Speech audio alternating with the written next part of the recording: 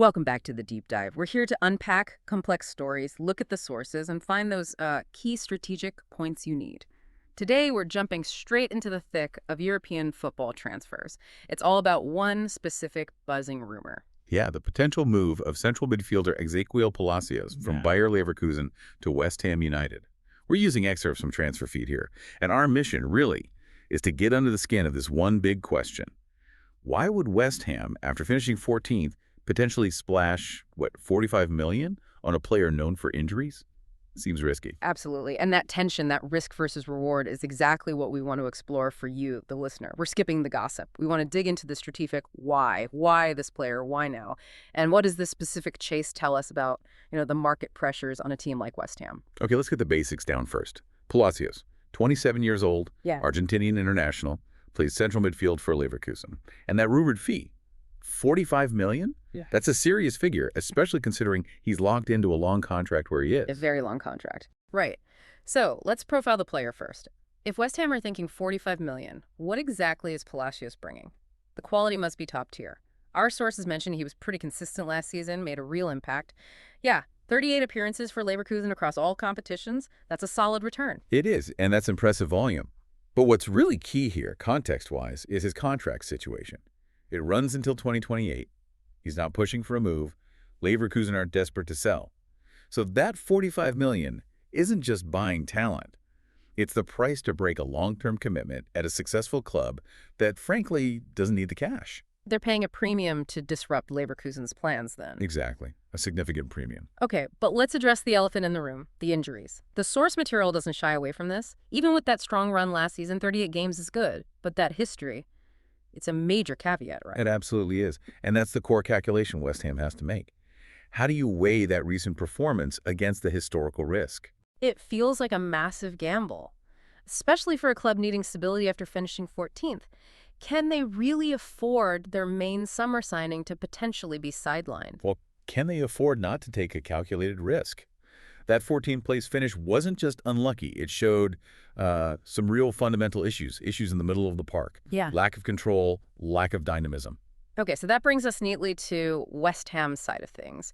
Why this specific player? Why Palacios to fix those issues? They're clearly looking to shake things up after that disappointing season. Sky Sports is reporting Palacios as a key target to sort of revamp the whole midfield. Yeah, and it's about the specific roles they need filling. The reports mentioned the 6 and the 8. Talk us through that. What are those roles, and why is it important Palacios can supposedly do both? Okay, so traditionally, you might have a 6, your defensive anchor. Think Guido Rodriguez, who's been linked with an exit. Wins the ball, shields the defense, purely defensive almost. Then you have your 8, the box-to-box midfielder. Someone like Lucas Paqueta, maybe. Carries the ball, joins attacks, links play, more dynamic going forward. Right, specialists. Exactly. The problem with relying solely on specialists is you can become predictable, maybe a bit slow in transition. Palacios is attractive because he's seen as this modern midfielder who can blend those roles. He can sit deep like a 6, but still progress the ball, pick passes under pressure. But he also has the engine and the technical skill to push forward like an 8.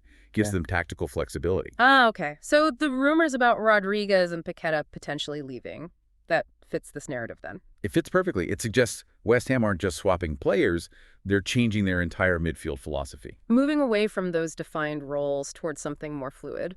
Precisely. They offload those players, maybe high wages too, and bring in someone like Palacios as the cornerstone of a new system. A system hopefully capable of pushing for Europe, not battling near the bottom. So the $45 million isn't just for a player, it's for an identity shift. In a way, yes. It's an investment in a different style of play, a modern style. But that kind of player, that kind of quality, attracts attention.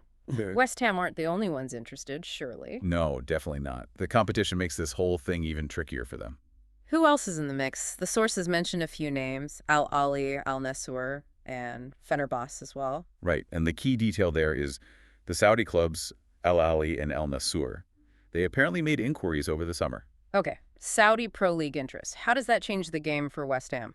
Fundamentally, it means West Ham aren't just bidding against other European clubs with, somewhat similar financial structures. They're competing against clubs with potentially vast resources, Yes. and that automatically inflates the price. It sets a baseline price, essentially, even if the Saudi interest isn't fully concrete right now. Exactly.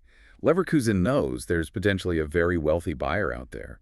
If West Ham hesitates or tries to lowball, Leverkusen can just point to that interest. precisely, gives them huge leverage.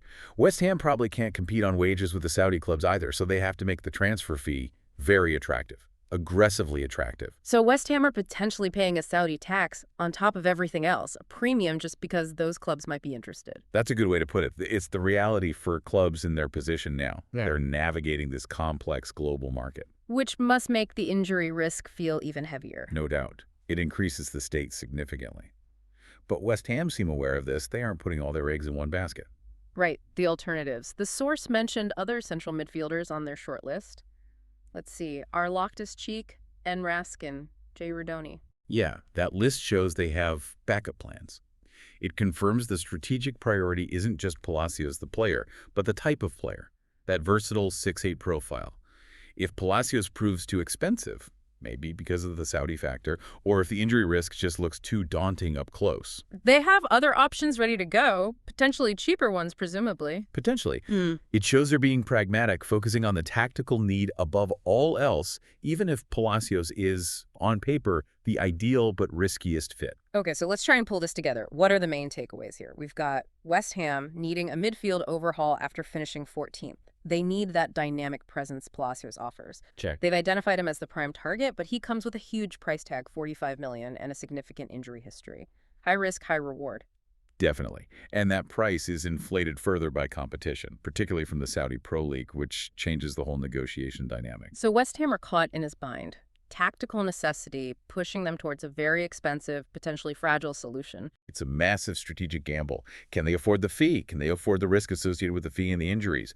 This whole situation is really a snapshot of the pressures on a mid-table Premier League club right now, trying to balance ambition, financial reality, injury risk, and this increasingly globalized transfer market. It really makes you wonder, doesn't it? How much does that pressure from one bad season finishing 14th justify such a huge outlay on a player with known fitness issues, especially when you factor in that external competition potentially driving the price even higher? It's a tough calculation. It is.